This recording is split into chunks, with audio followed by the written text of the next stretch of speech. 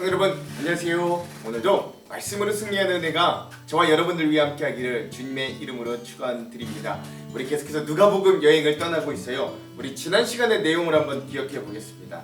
우리 지난 시간에는 1장의 후반부를 함께 보았습니다. 이제 1장은 계속해서 이제 세례 요한의 탄생 예고, 또 예수님의 탄생 예고, 그리고 그 세례 요한이 탄생하면서부터 또 예수님과 세례 요한을 이 탄생하게 하신, 그 예고하게 하시고 나타나게 하신 하나님의 은혜를 찬양하는 엘리사벳의 찬가, 마리아의 찬가, 그리고 사가랴의 찬가를 우리가 함께 보았습니다. 그래서 지난 시간에 터져나오는 찬가들과 또 세례 요한의 탄생까지 우리가 함께 보았죠. 세 가지 찬가의 의미는 이렇습니다. 먼저 엘리사벳의 찬가는 그가 나이가 많은 노여인이었음에도 불구하고 아주 어린 소녀 같은 마리아가 주님을 임신한 사실을 성령의 충만함으로 알자 그 노 여사가 그 아주 어린 소녀인 마리아, 잉태한 마리아에게 굉장히 겸손하게 주님을 잉태한 모친이다.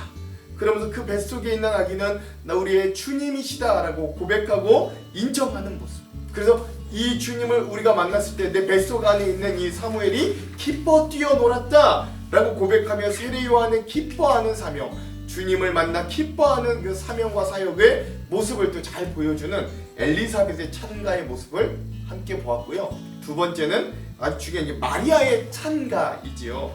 중요한 건 이겁니다. 비참한 죄인, 아주 비참한 죄인 같은 나를 돌보신 주님의 은혜, 그리고 또한 그런 은혜를 받은 자, 그런 하나님의 귀한 구원과 은혜를 받은 자가 향해야 되는 혁명적인 낮은 곳, 즉 그것이 메시아의 사역 방향이기도 하고 메시아를 따라가는 우리도 그런 낮은 방향, 즉 높은 자, 교만한 자, 부유한 자들을 꺾고 뺏으시고 오히려 낮은 자, 연약한 자, 긍휼히 여김을 받을 자들을 긍휼히 여겨주시고 채워주시는 하나님의 사역의 방향을 노래했던 것이 마리아의 찬가입니다. 그리고 나서 정말로 이제 각 달이 차서 마리아는 3개월 후에 자기의 지방인 나사렛으로 돌아갔고 엘리사벳은 10달이 채워지고 드디어 세례 요한을 낳게 되지요. 그리고 나서 그 세례 요한의 아버지 사가랴 제사장의 찬가가 등장합니다. 이건 마찬가지로 길게 제가 설명하진 않겠지만 이 기존에 우리 민족에게 주셨던 하나님의 약속을 다시 한번 기억하는 거예요. 하나님의 약속을 끝내 기억하는 거죠. 그리고 그 약속의 성취로 주실 그 메시아의 구원을 기대하는 겁니다. 그리고 본인들의 가정에도 약속의 성취를 주신 그 세례 요한이 정말로 태어남을 보며 하나님은 정말로 약속을 성취하시는 분이구나, 하나님의 약속은 변치 않는구나 라고 찬양했던 사가랴의 찬양의 모습도 우리가 함께 기억할 수 있죠. 그래서 오늘 우리도 이러한 귀한 찬양의 모습들, 터져나오는 찬양의 고백들을 통해 우리도 그렇게 주님을 인정하고 고백하고 우리도 낮아지는 방향으로 우리의 삶의 방향을 잡고, 또 하나 하나님의 약속은 변치 않는 그런 신실한 주님이 우리의 하나님이심을 잊지 않는 그런 자들이 되자 우리 이렇게 지난 시간 함께 나눴음을 여러분 기억할 수 있을 겁니다. 자, 오늘은 우리가 이제 2장으로 좀 넘어가려고 합니다. 그래서 오늘은 마가복음 2-1의 시간입니다. 이제 오늘은 우리 2장은 인자 예수님의 탄생과 이제 유년 시절에 대한 이야기가 등장합니다. 누가복음에만 있는 아주 특별한 이야기예요. 특별히 이 인자의 탄생과 유년 시절 첫 번째 시간이고요. 분량은 2장 1절에서 24절까지 우리가 상반부로 먼저 함께 보겠습니다. 제목을 짓자면 예수님의 탄생과 유년 시절의 이야기 첫 번째라고 하겠습니다. 자, 그럼 오늘 이 부분에 대한 우리 맥을 두 가지를 한번 좀 먼저 잡아보고 그리고 내용으로 들어가 볼게요. 첫 번째, 예수님께서 마국간 구유에 탄생하신 이유와 목자들이 가장 먼저 그 일에 증인되었던 그런 의미들이 무엇인가 함께 좀 살펴보았으면 좋겠습니다. 이게 누가복음의 신학이거든요. 두 번째, 예수님의 유아기 동안, 즉 예수님의 어린 시절 동안 예수님의 인간적인 부모 되었던 마리아와 요셉은 어떤 모습과 행동으로 아기를 성장시켰는가, 이 가정의 모습도 우리가 함께 좀 주목해 보았으면 좋겠습니다. 자, 이런 두 가지 맥을 짚으면서 오늘 내용을 한번 들어가 볼게요. 자, 그래서 먼저 우리가 오늘 살펴볼 누가복음 2장의 상반부는 예수님의 탄생과 또 목자들의 경배, 그리고 아기 예수님의 할례까지의 모습을 우리가 함께 좀 지켜보도록 하겠습니다. 우리가 일반적으로 성탄절에 아기 예수님에 대한 연극을 할 때 주로 보여지는 모습이 이 누가복음에서 보여지는 모습이다 라고 할 수 있어요. 먼저 이 누가복음 2장의 상반부는 예수님이 마구간 구유에서 탄생하심을 알려줍니다. 내용은 이래요. 그때에, 즉 예수님이 나실 때에 아우구스투스 황제가 칙령을 내려 온 세계가 호족 등록을 하게 되었는데, 이 첫 번째 호족 등록은 구레뇨가 시리아의 총독으로 있을 때 시행한 것이다. 모든 사람이 호족 등록을 하러 저마다 자기 고향으로 갔다. 요셉은 다윗 가문의 자손으로 갈릴리 나사렛 동네에서 유대에 있는 자기 고향 베들레헴이라는 다윗의 동네로 자기의 약혼자인 마리아와 함께 등록하러 올라갔다.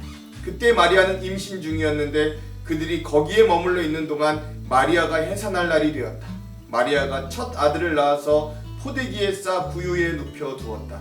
여관에는 그들이 들어갈 방이 없었기 때문이다 라고 하는 것입니다. 우선 여기가 좀 봐야 될 두 가지가 있는데요. 뭐냐면 이제 이 로마의 황제 아우구스투스, 그렇죠? 아우구스투스가 이 자기 로마의 백성들뿐만 아니라 온 식민지 나라 모든 백성들에게 이제 너희가 호적을 등록해라 라고 이야기합니다. 호적을 등록하는 이유는 첫 번째, 군대를 소집할 남자들이 몇 명이나 있는가를 찾기 위해서고, 두 번째, 정확한 머릿수를 알아 세금을 제대로 거두려고 하는 목적이 있는 거죠. 그런데 하나님은 이런 로마 황제의 명령, 호적 등록의 명령을 사용하여 요셉과 마리아가 나사렛이라는 동네에서 예수님을 낳는 게 아니라 그의 고향 다윗의 동네인 베들레헴으로 와서 예수님을 낳을 수 있게끔 인도하시는 거예요. 이게 첫 번째고, 그런데 그런 호적을 하러 가는 베들레헴으로 왔으나 모든 사람들이 호적을 하러 가는 아주 분주한 중이었기 때문에 여관에 방이 없었다. 그래서 이 땅에 구원자로 오시는 하나님이신 예수님이 이 땅에 처음으로 태어났을 때는 온전한 집과 방이 아닌 말의 먹이통인 마구간의 말구유에서 태어나신 그 모습들을 우리가 좀 살펴볼 수 있습니다. 자세한 내용은 주안점에서도 깊은 의미를 나눠볼게요. 자, 그랬더니 천사들이 예수님의 탄생을 목자들에게 알리고 찬양합니다. 내용은 이래요. 그 지역에서 목자들이 밤에 들에서 지내며 그들의 양떼를 지키고 있었다. 그런데 주님의 한 천사가 그들에게 나타나고 주님의 영광이 그들을 두루 비추니 그들은 몹시 두려워하였다. 천사가 그들에게 말하였다. 두려워하지 말아라. 나는 온 백성에게 큰 기쁨이 될 소식을 너희에게 전하여 준다. 오늘 다윗의 동네에서 너희에게 구주가 나셨으니 그는 곧 그리스도 주님이다. 너희는 한 아기가 포대기에 쌓여 구유에 누워 있는 것을 볼 터인데 이것이 너희에게 주는 표징이다. 갑자기 그 천사와 더불어 많은 하늘의 군대가 나타나서 하나님을 찬양하며 말하였다. 더없이 높은 곳에는 하나님께 영광이요 땅에서는 주님께서 좋아하시는 사람들에게 평화로다. 아멘.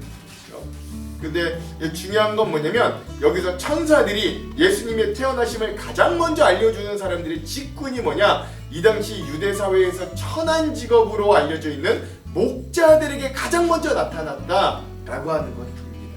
그리고 아주 유명한 이 천사들의 찬양이 등장하죠. 더없이 높은 곳에는 하나님께 영광이요 땅에서는 하나님이 기뻐하심, 좋아하심을 입은 사람들에게 평화로다 라고 하는 하늘의 천군 천사들의 찬양 소리도 들려지게 되는 거예요.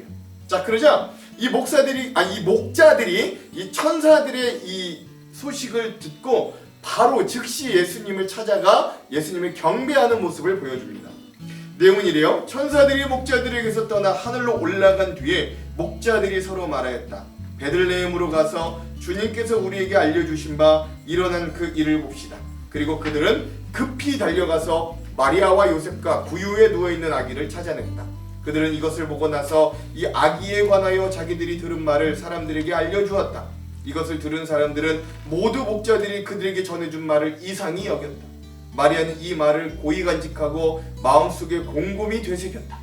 목자들은 자기들이 듣고 본 모든 일이 자기들에게 일러주신 그들의 힘을 알고 돌아가면서 하나님께 영광을 돌리며 그를 찬미하였다 라고 하는 것입니다. 여기서 우리가 좀 주목해야 되는 건 이 목자들이 그런 천사들의 소식을 듣고 난 다음에 바로 즉시 순종하여 그 예수님을 찾아뵙고 가서 경배하고 많은 사람들의 증인이 되었다라고 하는 게 굉장히 중요한 의미입니다.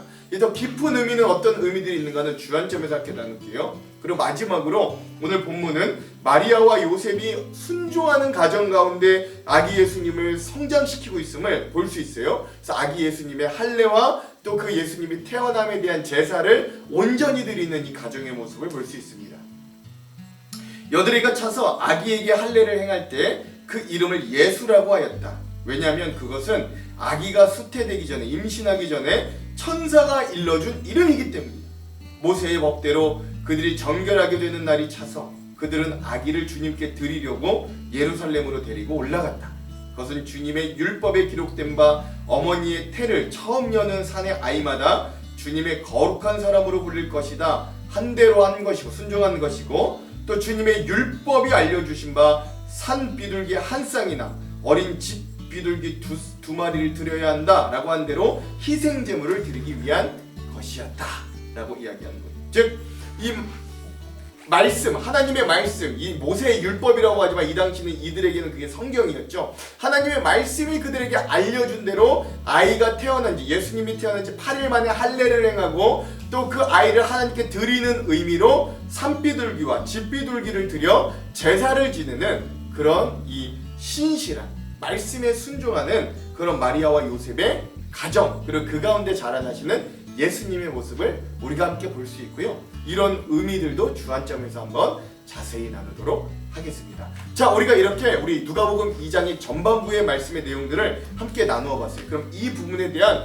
핵심 구절을 한번 나눠볼게요. 오늘 누가복음 2장의 핵심 구절은 두 군데입니다. 11절에서 12절 그리고 14절이에요. 먼저 읽어볼게요. 11절에서 12절.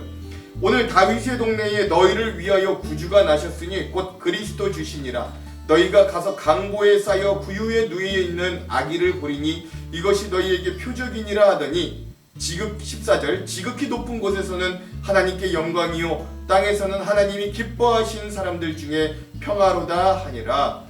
아멘. 그렇죠. 오늘 이 예수님이 태어나셨다라고 예고해, 목자들에게 예고해주고 또 그 예수님을 찬양하는 이 천사들의 말씀을 오늘 누가복음 2장 전반부의 핵심 구절로 삼아 보았습니다. 자, 그럼 오늘 이 부분에 대한 주안점 세 가지를 함께 나누고 오늘 말씀을 읽어볼게요. 10번째. 오늘 우리는 누가복음 2장의 상반부를 함께 좀 살펴보겠습니다. 누가복음의 독특한 시각은 예수님의 탄생에서도 여지없이 드러납니다. 우리가 예수님의 탄생에 대하여 이게 이미지를 떠올릴 때 항상 장소를 마국간으로 생각하는 이유가 바로 이 누가복음에서 유일하게 이러한 예수님의 마국간 탄생의 이야기를 해주기 때문이에요. 오늘 말씀의 그러니까 우리가 아주 이 누가복음은 우리에게 굉장히 중요한 자료를 남기고 있다는 거죠. 오늘 말씀의 배경은, 역사적인 배경은 로마의 온 나라가 각자의 고향으로 호적 등록하러 가는 분주함으로 시작됩니다. 1절에 보면 가이사 아구스도는 이라고 되어 있는데 이가 로마의 황제 옥타비아누스입니다. 로마의 원로원은 주전 27년에 이 옥타비아누스에게 아우구스투스, 즉 존귀한 자라고 하는 칭호를 주는 거예요. 그래서 옥타비아누스의 통치 기간은 로마의 평화 시대로 알려져 있고요. 그가 권력을 장악하게 되면서 오랜 내전들이 끝나고 그리고 예수님이 오시고 난 주후 14년에 그는 죽게 되는 황제이기도 합니다. 이렇게 누가복음은 역사적인 실존 인물인 로마의 황제의 인구조사를 배경으로 설명해 주면서 이 복음의 말씀이 역사적인 사실인 점과 그 일의 실제성이다 라는 것들을 잘 보여주려고 애쓰는 거예요. 이런 로마의 호적은 군대의 징집 또는 세금 징수를 원활하게 하기 위함이었습니다. 물론 유대인들은 로마의 군대에 복무할 의무는 없었지만 그러나 세금을 납부할 의무는 피할 수가 없었습니다. 그래서 이들은 전통적인 관습에 따라 각자의 출생지로 가서 이 호적 등록을 하였기 때문에 요셉과 마리아는 함께 그들의 고향인 베들레헴으로 돌아갔어요. 그리고 결과적으로 천하로 더 호적하게 하라는 이 로마 왕제의 명령, 칙령은 메시아가 베들레헴에서 나온다고는 예언을 이끌어내는 아주 중요한 역할을 하는 한 도구가 되게 하는 것입니다. 즉 하나님은 우리 인간이 보기엔 천하의 로마 왕제를 사용하여서도 하나님의 말씀이 이루어지게 하는 도구로 사용하심을 놀랍게 보게 되는 거죠. 이런 호적 명령이 떨어지자 요셉은 이제 자기가 원래 살고 있던 갈릴리에서 다윗의 집으로 표현되는 베들레헴으로 호적 등록을 하러 갑니다. 즉 먼 옛날 미가 선지자, 구약의 미가 선지자가 했던 예언대로 그 베들레헴 출신 다윗 계열의 통치자 예수 그리스도의 탄생을 오늘 본문은 기록하고 있는 거죠. 그러면 전에 있던 미가서 5장 2절의 예언은 어떤가도 한번 봅시다. 베들레헴 에브라다야, 너는 유다 족속 중에 작을지라도 이스라엘을 다스릴 자가 내게서 내게로 나올 것이라. 그의 근본은 상고에 영원에 있느니라. 아멘. 이가 미가 선지자의 예언이거든요. 이 예언이 이루어지게 되는 거예요. 이렇게 구약 선지자들에게 주셨던 하나님의 약속이 이루어지고 베들레헴으로 향하는 예수님의 가정의 모습도 볼 수 있는 거예요. 여기도 하나님의 놀라운 섭리가 하나 숨겨져 있습니다.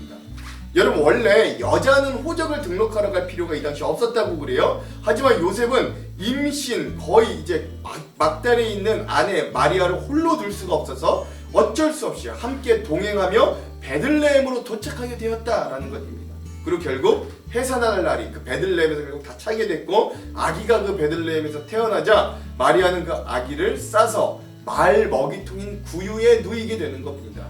그 일이 6절과 7절이에요. 거기에 있을 그때에 해산할 날이 차서 첫 아들을 낳아 강보로 싸서 구유에 누였으니 이는 여관에 있을 곳이 없음이러라. 아멘. 누가복음은 우리를 구원하기 위해 이 땅에 오신 예수님의 첫 보금자리가 짐승의 먹이통이었음을 우리들에게 증언합니다. 아기 예수님께서 구유에 누일 수밖에 없었던 이유는 오늘 말씀에 보면 여관에 있을 곳이 없었기 때문이다 라고 해요.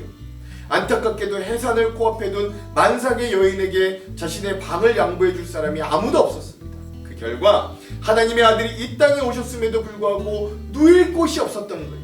즉 이 장면은 예수님께서 하늘나라의 모든 권세와 영광을 포기하고 인간을 구원하시기 위해 낮고 천한 이 세상에 오셨건만 사람들은 예수님을 환영하지 않았음을 상징적으로 보여주는 장면이기도 하죠.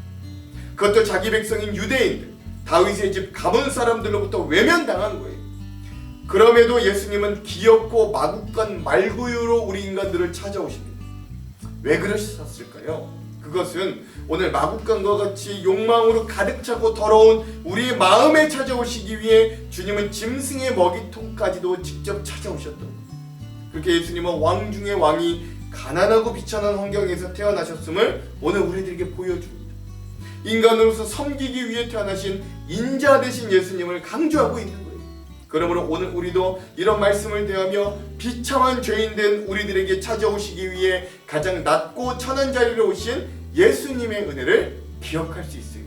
자, 두 번째, 누가복음의 특징은 이 누가의 시각이 높은 곳보다는 낮은 곳에서 시작함을 좋아한다라고 하는 것입니다. 다른 복음서들과는 달리 누가복음의 포문을 열었던 사람들도 남성들이 아니라 마리아와 엘리사벳 두 여인이었어요. 예수님의 탄생 장면에서도 마찬가지인데 예수님의 가족을 제외한 예수님의 탄생을 처음으로 목격한 사람들도 누가복음에서는 당시 유대사회에서 힘없고 멸시를 받았던 목자들임을 볼 수 있습니다. 8절과 9절. 그 지역의 목자들이 밤에 밖에서 자기 양떼를 지키더니 주의 사자가 곁에 서고 주의 영광이 그들을 두루비추매 크게 무서워하는지라. 아멘. 그렇습니다. 하나님께서는 천사들을 통해 세상에 어떤 권세 있는 자들이나 높은 자들이 아니라 비천한 자들, 사회적 계급이 가장 낮은 자라고 할 수 있는 이 목자들에게 예수님의 탄생에 대한 첫 소식을 알려주셨어요. 그리고 이러한 천사들은 두려워하는 목자들을 안심시키며 온 백성에게 미칠 큰 기쁜 좋은 소식을 알려주게 됩니다. 그게 11절과 12절, 14절의 말씀이에요. 오늘의 요절이기도 하죠. 읽어볼게요. 오늘 다윗의 동네에 너희를 위하여 구주가 나셨으니 곧 그리스도 주시니라. 너희가 가서 강포에 쌓여 구유에 누워있는 아기를 보리니 이것이 너희에게 표적이니라 하더니 지극히 높은 곳에서는 하나님께 영광이요 땅에서는 하나님이 기뻐하신 사람들 중에 평화로다 하니라. 아멘. 그렇죠? 여러분, 이 장면은 참으로 특이합니다. 어울리지 않는 것들이 서로 묘하게 어울려있는 신비한 장면이기도 해요. 여러분, 먼저 천군 천사들의 노래와 찬양으로 영광스러운 구주로 표현된 이 예수님을 찬양하는 장면이 한 장면입니다. 그러나 또 한 장면은 그런 예수님의 탄생 소식을 유대 사회의 가장 천한 직종 중에 하나로 여겨지는 목자들에게 가장 먼저 주어졌고, 또 그런 목자들이 마구간, 그것도 말구유에 누이신 예수님을 찾아와 방문하고 자신들에게 일어난 일들을 증언하며 결국 예수님을 찬송하며 돌아간 이 사건이 일어난 것이기 때문에, 즉 예수님의 탄생의 자리는 이렇게 그분이 원래 어떤 존재였는가와 또 그분의 사역의 방향이 어디를 향하는가를 명확히 이 묘한 이 섞임을 통해 보여줍니다. 즉 예수님의 존재는 천군 천사들의 찬양을 받을 하나님 그 자체셨으나, 예수님의 사역 방향은 그 높음을 스스로 포기하고 낮고 천한 자들에게로 향하는 낮은 곳을 향하는 방향임을 알려주는 그런 묘한 장면인 거예요. 그러므로 오늘 우리도 이런 목자들에게 가장 먼저 예수님의 사역을 나타나심을 보면서 우리 성도들도 이러한 주님의 뜻과 방향을 쫓아 소외되고 약한 자들을 향한 믿음의 방향이 되도록 살아낼 수 있어야 돼요. 또한 우리는 이 목자들이 하나님의 말씀을 천사들을 통해 들었을 때 바로 즉각적으로 순종하고 행하였던 지점에도 집중할 수 있어야 돼요. 15절에서 17절, 천사들이 떠나 하늘로 올라가니 목자가 서로 말하되 이제 베들레헴으로 가서 주께서 우리에게 알리신 바 이 이루어진 일을 보자 하고 빨리 가서 마리아와 요셉과 구유에 누인 아기를 찾아서 보고 천사가 자기들에게 이 아기에 대하여 말한 것을 전하니 아멘. 이 목자들은 자기들에게 말씀이 주어졌을 때 한시도 망설임 없이 즉각적으로 신속하게 이 말씀을 확인하고 그 말씀을 들은 대로 순종하였습니다. 그래서 이들은 수많은 사람들 중에서도 그리스도 메시아의 오심을 가장 먼저 증언하는 첫 증거자가 되는 놀라운 은혜를 누리게 되었어요. 오늘 우리 성도들도 마찬가지입니다. 오늘 말씀에 등장하는 이 목자들과 같이 우리도 즉각적으로 순종하고 그 말씀을 받은 대로 바로 살아가는 순수한 믿음을 가질 때 하나님의 놀라운 은혜를 체험할 수 있음을 기억하고 우리에게 그러한 순종과 믿음이 있기를 일단 간절히 소망해 봅니다. 자, 마지막 세 번째, 예수님의 영유아기 시절의 모습은 성경에 자세히 기록되어 있지 않습니다. 그래도 우리가 예수님의 영유아기를 조금이나마 알 수 있는 것은 우리가 읽고 있는 이 누가복음에 마리아와 요셉이 아기 예수님과 함께 겪은 몇 가지 사건들이 짧게나마 기록되어 있기 때문입니다. 오늘 그 본문들을 함께 살펴보면서 하나님께서 아기 예수님을 위해 어떤 사람들을 통해 어떤 가정을 통해 일하셨는지 또 그 의미는 무엇인지를 함께 살펴보도록 했으면 좋겠어요. 21절에서 23절, 할례 8일이 되매 그 이름을 예수라 하니 곧 잉태하기 전에 천사가 일컬은 바로라. 모세의 법대로 정결 예식의 날이 참에 아기를 데리고 예루살렘으로 올라가니 이는 주의 율법에 쓴 바 첫 해에 처음 난 남자마다 주의 거룩한 자라 하리라 한 대로 아기를 주께 드리고 아멘. 그랬습니다. 즉 마리아와 요셉은 그들이 원래 가지고 있던 신앙의 모습이 경건하여서 하나님의 말씀에 온전한 순종으로 나아가는 자들이었습니다. 그래서 자기의 가정에 태어난 예수님께서 나신 지 8일이 될 때 하나님의 말씀에 따라 할례를 행한 정결 예식의 날이라는 게 할례를. 그리고 마리아와 요셉은 예수님이 태어난 지 8일이 되자 율법의 명령대로 할례를 행하고 천사가 그들에게 알려준 대로 예수 곧 여호와는 구원이시다 라는 뜻의 이름으로 그 아기에게 이름을 지어주는 순종을 합니다. 또한 출산 후 40일이 되어 정결 예식을 행하는 날 아기 예수님을 데리고 예루살렘으로 올라가 하나님께 그 아기를 드리는 제사를 지내게 돼요. 무엇 하나 어그러지거나 지체함이 없이 신속하고 정확하게 율법, 즉 그 당시 하나님의 말씀의 모든 명령과 법을 순종하고 있는 거예요. 우리가 주목해야 될 사실은 그런데 이런 이 가정의 경제적인 상태입니다. 24절, 또 주의 율법에 말씀하신 대로 산비둘기 한 쌍이나 혹은 어린 직비둘기 둘로 제사하려 함이더라. 아멘. 그렇죠. 여기서 요셉과 마리아는 산비둘기 한 쌍으로 제사를 드렸다고 이야기합니다. 우리가 쉽게 하나님께 제사를 드릴 때의 모습을 떠올리면 생각되는 일반적인 이미지는 소나 양과 같은 제물을 잡아 하나님께 제사를 드리는 장면일 거예요.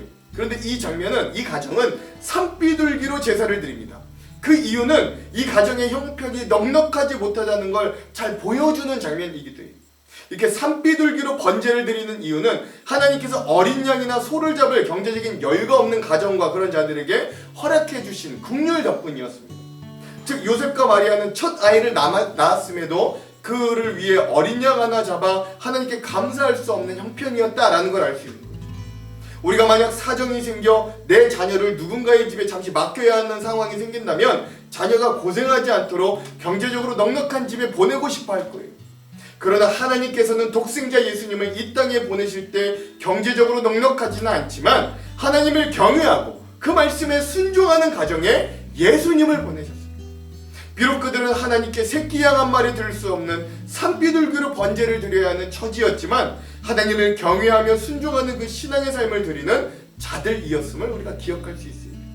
그러므로 아기 예수님이 율법에 순종해야 하는 온전한 하나님의 아들로서 의무를 다할 수 있도록 돕는 이 귀한 하나님의 동역자로 이들의 가정이 쓰임받을 수 있었다. 이건 양 한 마리보다 더한 삶의 예배였고 하나님께서 기뻐 받으실 순종의 제사였어요. 하나님은 자신이 쓰시겠다는 사람들의 기준을 드실 때, 즉 그들의 외적인 상황과 환경을 보지 않으시고 그들의 재산 정도를 보지 않으시고 그 마음과 삶의 중심을 보십니다. 그러므로 형편이 넉넉하지는 못하지만 하나님을 경외하는 마리아와 요셉의 가정에 가장 소중한 자신의 독생자를 양육하는 사명을 맡기신 하나님을 기억하기를 소망합니다. 오늘날도 하나님을 외적인 화려함과 상관없이 하나님을 경외하는 자들을 통해 일하고 계신다. 하나님은 오늘 우리의 어떤 재산, 오늘 우리의 어떤 세상적인 성공의 척도가 아니라 우리의 마음의 중심을 보고 하나님의 일꾼으로 사용하신다는 걸 기억해야 돼요. 오늘 이 말씀을 대하는 우리도 우리의 외양보다는 우리의 삶에서의 순종과 중심을 통해 하나님의 쓰임을 받는 귀한 일꾼들로 세워지기를 주님의 이름으로 축원드립니다. 기도할게요. 하나님, 오늘 예수님이 탄생하시는 모습을 보며 오늘 천군 천사들이와 하늘에 있는 영광 땅에 있는 평화 찬양하셨던 우리의 주되고 그리스도 되신 주님의 모습을 발견합니다. 그러나 그 주님이 낮고 낮은 이 땅에, 그것도 빈방이 없어 마국간 말구유에 오셨던 그 주님의 은혜와 사랑의 모습도 기억합니다. 오늘 마국간 말구유와 같이 더럽고 지저분한 우리의 마음을 비집고 오시기 위해 기엽고 말구유로 오신 주님의 은혜를 생각하게 하시고, 또 그 주님도 우리를 위해 그 낮고 낮은 방향으로 오셨듯, 또한 가장 먼저 증인된 목자들을 사용하셨듯 우리도 낮은 곳을 향해 나아갈 수 있도록 인도하여 주시옵소서. 그 예수님이 자라면서 마리아와 요셉의 가정이 주님께 철저히 순종하며 경건의 삶을 살았듯 오늘 우리의 가정도 외적인 것에만 신경 쓰는 것이 아니라 우리의 마음과 중심을 다해 하나님을 찬양하고 순종하는 가정이 될 수 있도록 인도하여 주시옵소서. 이 말씀 가운데 그런 은혜와 도전을 주실 주님을 기대하며 예수님 이름으로 기도합니다. 아멘. 그럼 사랑하는 성도 여러분, 오늘 하루도 말씀으로 승리하십시오. 사랑하고 축복합니다. 화이팅! 제2장. 그때 가이사 아구스도가 제2장. 그때 가이사 아구스도가 영을 내려 천하로 다 호적하라 하였으니 이 호적은 구레뉴가 수리아 총독이 되었을 때 처음 한 것이라. 모든 사람이 호적하러 각각 고향으로 돌아가매 요셉도 다윗의 집 족속이므로 갈릴리 나사렛 동네에서 유대를 향하여 베들레헴이라는 다윗의 동네로 그 약혼한 마리아와 함께 호적하러 올라가니 마리아가 이미 잉태하였더라. 거기 있을 그때 해산한 날이 차서 첫 아들을 낳아 강보로 싸서 구유에 누였으니 이는 여관에 있을 곳이 없음이로라. 그 지역의 목자들이 밤에 밖에서 자기 양떼를 지키더니 주의 사자가 곁에 서고 주의 영광이 그들을 두루 비추매 크게 무서워하는지라. 천사가 이르되 무서워하지 말라.